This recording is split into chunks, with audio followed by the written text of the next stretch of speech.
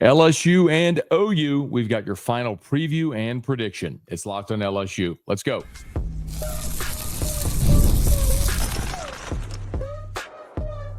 You are Locked on LSU, your daily podcast on the LSU Tigers. Part of the Locked On Podcast Network, your team every day. Okay, let's get it. It is Locked on LSU, your team every day. I'm your host, Matt Moscona. Thanks so much for making us your first listen. We are free, available wherever you get podcasts, of course, on YouTube as well. So please subscribe. And one of the best ways to help us grow is to leave your comments below. Today's show is brought to you by Game Time. Download the Game Time app, create an account, use the code LOCKEDONCollege for $20 off your first purchase. We'll talk plenty of LSU OU, but Tigers are back on the hardwood on Friday. Quick preview of LSU and Northwestern State. LSU did lose its first decommitment, I should say, since the Bryce Underwood flip to Michigan. We'll talk about that coming up in just a smidge. But it is LSU and Oklahoma, Tigers and Sooners. Quite candidly, this one just tugs on the subcockles of my heart. I was a senior at LSU in 2000, the 2003 season, graduated in 2004. So LSU beating Oklahoma in the January 4th, 2004 Sugar Bowl to win the 2003 national championship, the first for LSU in 45 years. Something that I do understand a lot of younger fans may not quite understand the significance, and it's strange for me, having done this job covering LSU now in media for 21 years. It's strange to kind of be one of the old guys now, but I kind of am getting there at 42 years old. I understand there's many of you who are far older than me and remember many of the darker days of LSU football. But, in 2003, the notion of LSU winning a national championship was so foreign. And, that team was the one that kicked in the door. That team was the one that made everyone believe it was possible, which sounds so funny now because it's the expectation. But that wasn't the case then. And, in 2002, Nick Saban and the Tigers were 8-5, lost 5 games in 2002, and then come back in 2003 with a veteran team and win the national championship. And they beat Oklahoma 21-14 in the Superdome. And a moment I'll always remember is Marcus Spears, the pick six there at the start of the third quarter, which put LSU up 14. And that defense was so dominant that there was just no way they were giving up a 14-point lead. And they didn't. And the offense didn't score in the second half, but it held up. That 21-7 lead would finish 21-14, and LSU would beat Oklahoma. Of course, the Tigers would have a dramatically different outcome in the 2019 Peach Bowl when LSU went and hung 63 on Oklahoma in the national semifinal on the way to the national championship in 2019. But this one will probably have a decidedly different feel than those two. It'll be the first time LSU and Oklahoma meet in the regular season in the history of the two programs.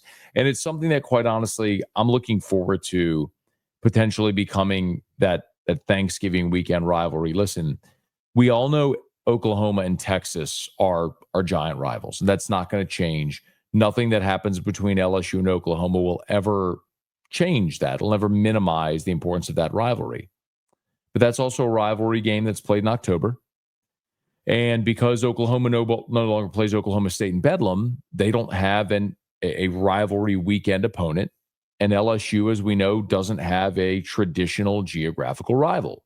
And while Georgia plays Georgia Tech and Kentucky plays Louisville and Tennessee plays Vanderbilt, and there's the Iron Bowl, and now Texas and Texas A&M, and South Carolina plays Clemson, and Florida plays Florida State, you're kind of playing this game of musical chairs, and who's at the dance without a partner.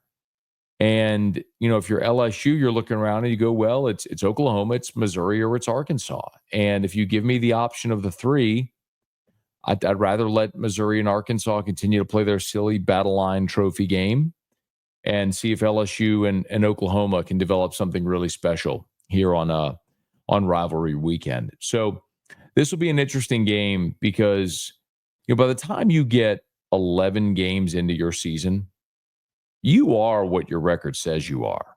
You are what the stats say you are. For example, LSU is dead last in the SEC in rushing offense.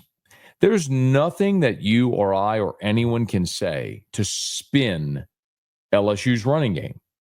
They are bad. I can explain it in a lot of different ways. You had some injuries on the offensive line.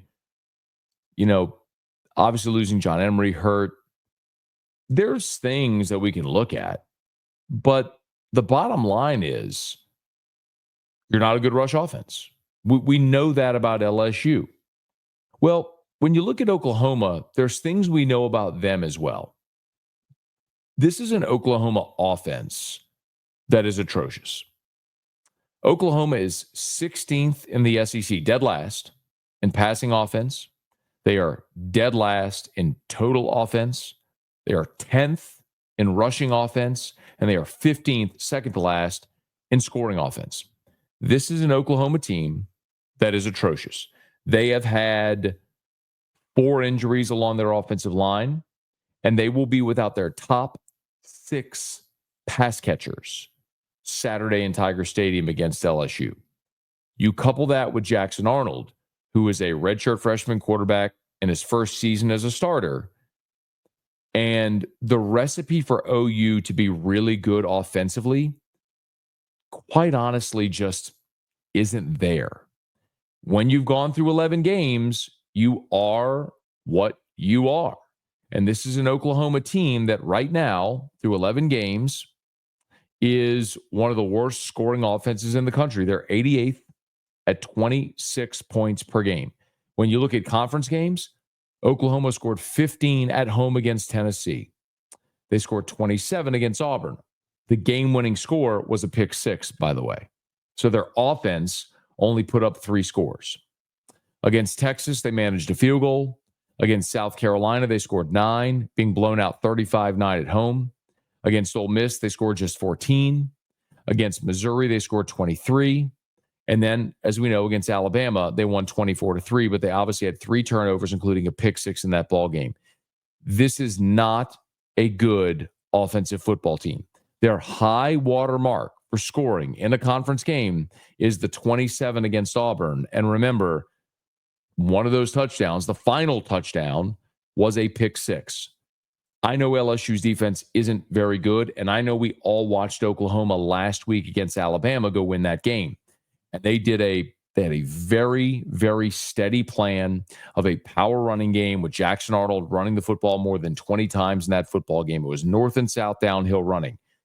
In the last 2 games, we've also seen LSU commit to more of a 4-3 defensive front.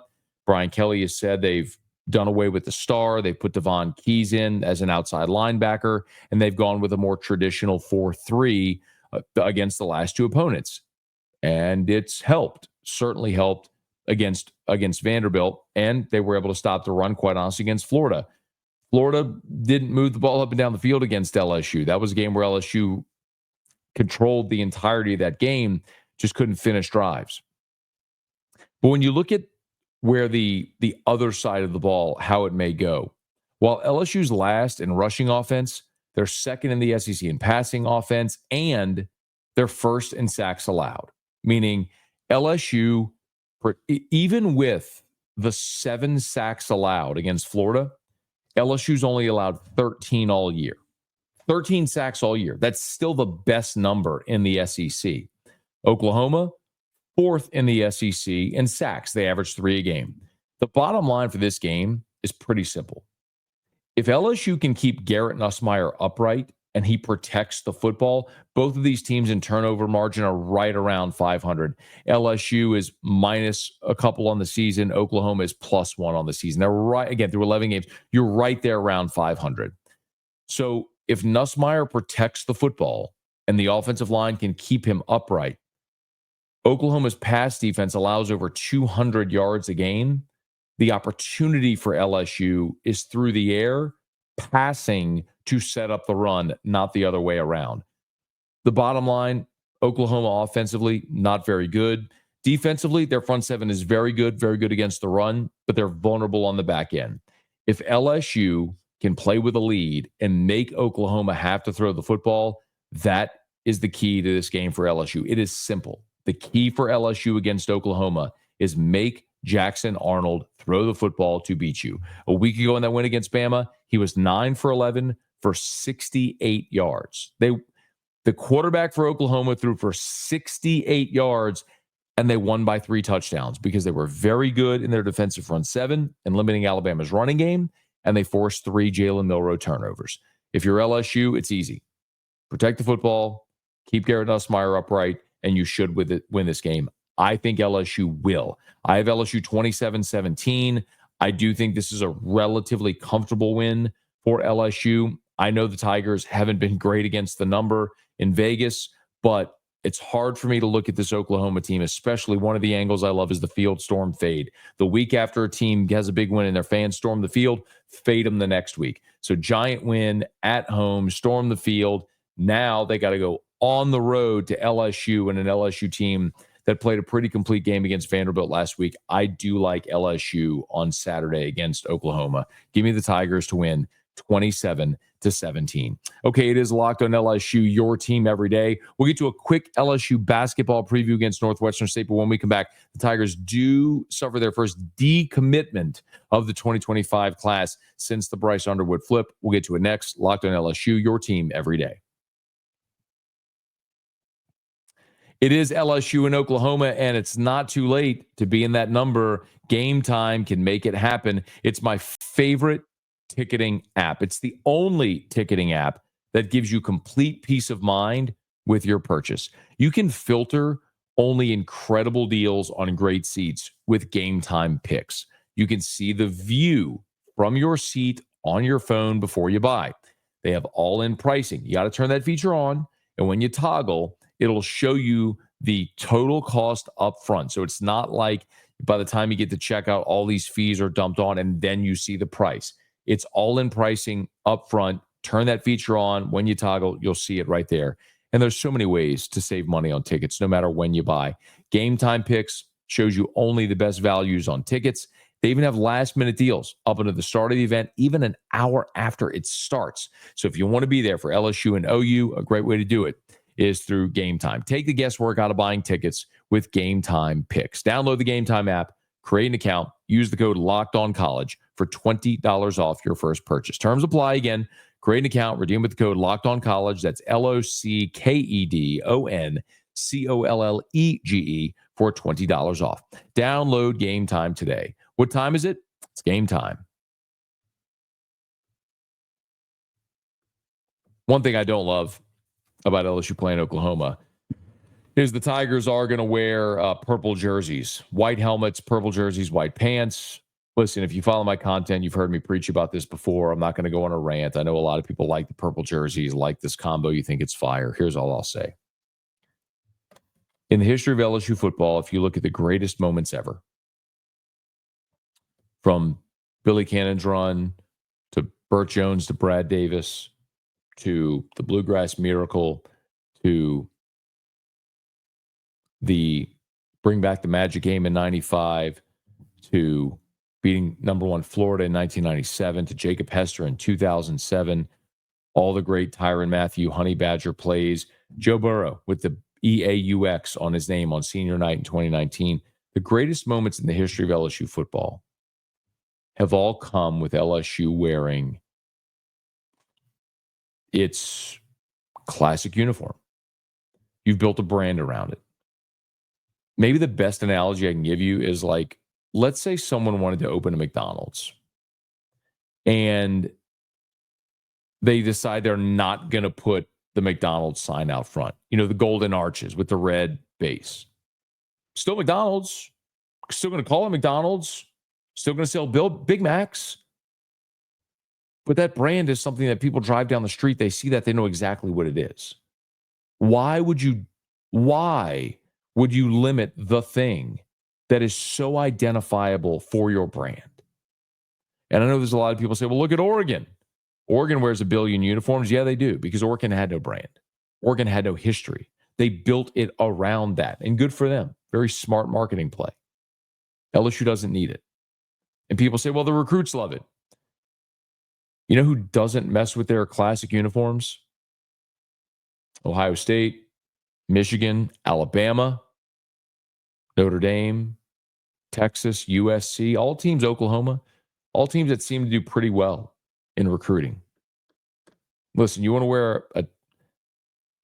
an alternate uniform as a one-off every now and again, fine. I get it. Okay.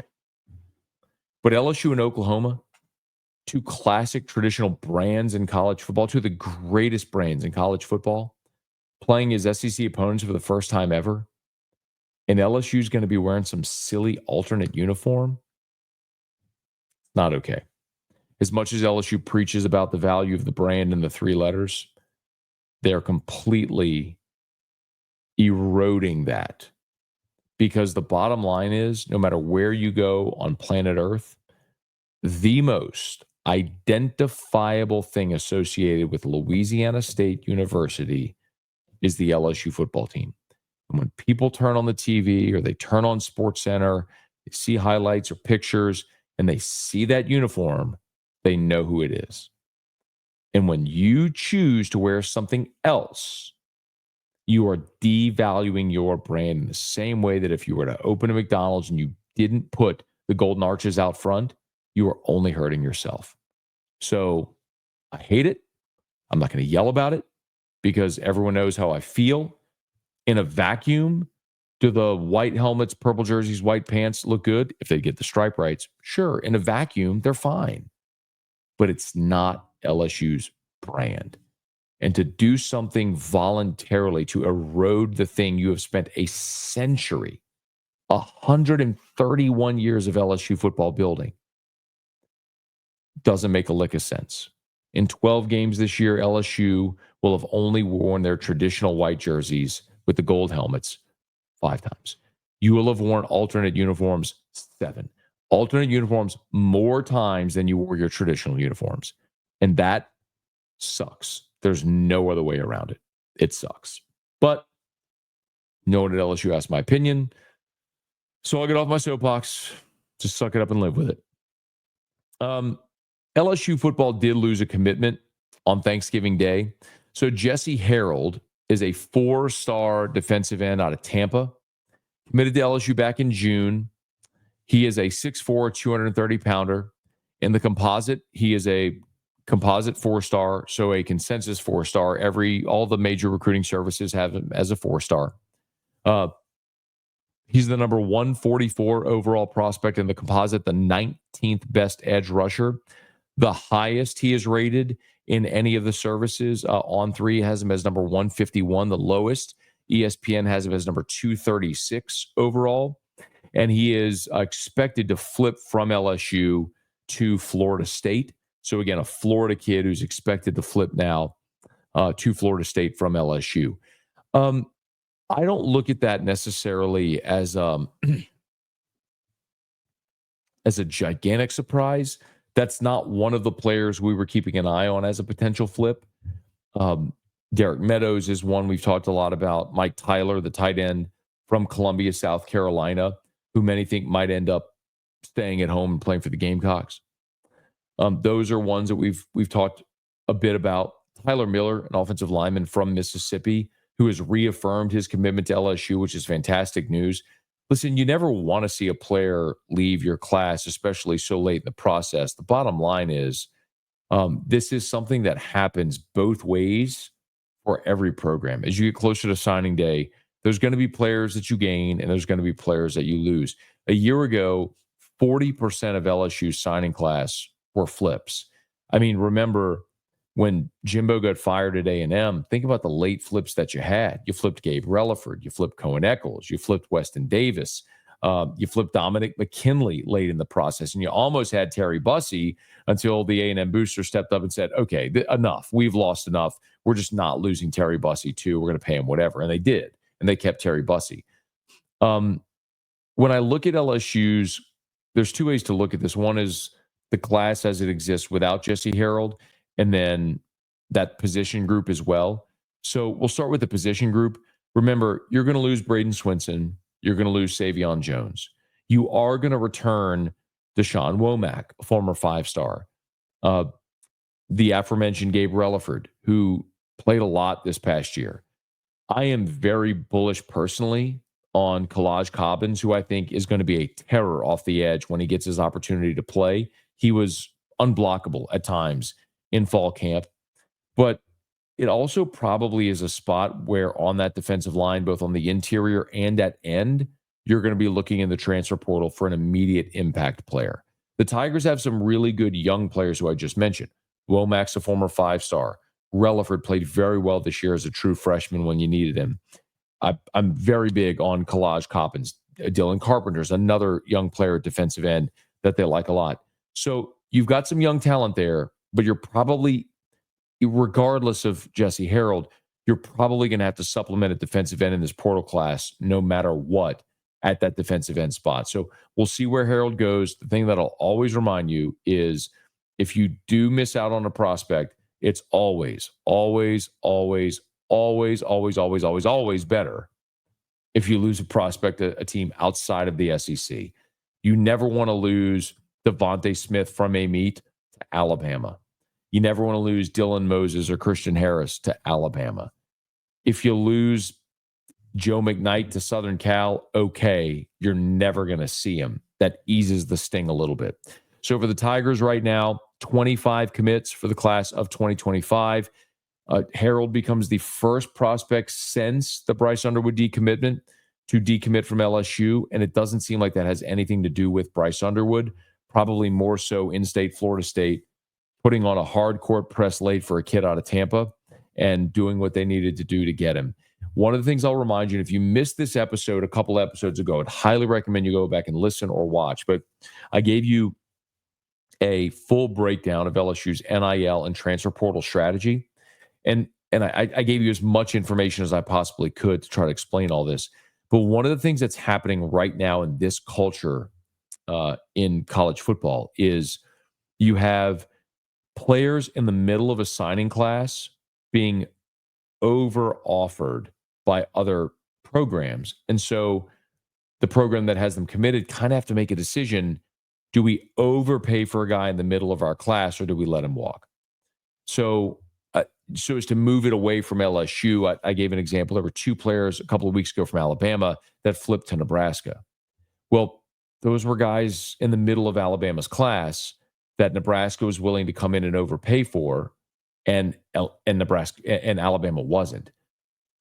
Derek Meadows is kind of in a similar situation. That's a receiver that's been committed to LSU, and there's some teams hot on the trail, but that's not a player that LSU is interested in overpaying for. So if he wants to come to LSU, fantastic. And he'll be here this weekend. He's committed, and it'd be great if they keep him. But you're not going to overpay for a player like that. And if they do leave your class, then those dollars that were allocated for that player are now freed up to be able to spend elsewhere, either on the high school signing class or on the portal class as well. So we're less than a week away from the early signing period, and this is the first decommitment since the Bryce Underwood defection with Jesse Harold, the 4-star defensive end out of Tampa, decommitting from LSU. Most assumptions are that he'll end up at Florida State. We'll talk about it when we know more and as we get closer to signing day. Okay, it is Locked On LSU, your team every day. Today's episode is brought to you by FanDuel. FanDuel, get ready to tackle the NFL action with FanDuel, America's #1 sportsbook, because right now, new customers can bet $5 and get $150 in bonus bets if you win. The FanDuel Sportsbook app gives you everything you need to place live bets on the NFL all in one place. So when you get a hunch in the middle of the game, you can check out the latest stats, you can view live play-by-play, and so much more on the same page where you place your bets. Just visit FanDuel.com to join today. You'll get started with $150 in bonus bets if you win your first $5 bet. That's at FanDuel.com. Never waste a hunch and make every moment more with FanDuel, an official sportsbook partner of the NFL. Before we get out of here, basketball Tigers are back on the hardwood on Friday. They'll take on Northwestern State over at the Maravich Center. LSU fresh off their triple overtime win against UCF, 109-102. They'll welcome in Northwestern State. Let's just be very honest. This should not be a competitive game at all. The Demons are 3-4 on the season. Most recently, they beat North Alabama. They lost by 2 to ULM. They had a one-sided win against something called John Melvin. I don't know what that is, but they beat them 121-49. This is kind of what you need to know. There are 362 teams that play Division I college basketball. Northwestern State's net ranking right now is 332. There's only 30 teams in college basketball that have a lower net ranking than Northwestern State. LSU's net, by the way, is at 94. So the Tigers are 94 in the net ranking, and we'll continue to see how that may change as they move throughout the non-conference schedule. The most significant news for LSU, though, is Damian Collins. If you didn't hear the news, Damian Collins, who is the Kentucky transfer for LSU, suffered a shoulder injury, and that's going to put him on the shelf for a little while here after the dislocated shoulder. And it's the second consecutive season that this has happened to Collins. So Matt McMahon said Collins, who's a junior transfer from Kentucky, former top 100 overall player, he'll undergo further testing this week. No timetable for his return. And he injured the shoulder attempting a dunk in the loss Friday against Pitt. Went to the ground, had to be helped off the court, kind of favoring the shoulder. Didn't play against UCF, and obviously won't play against Northwestern State.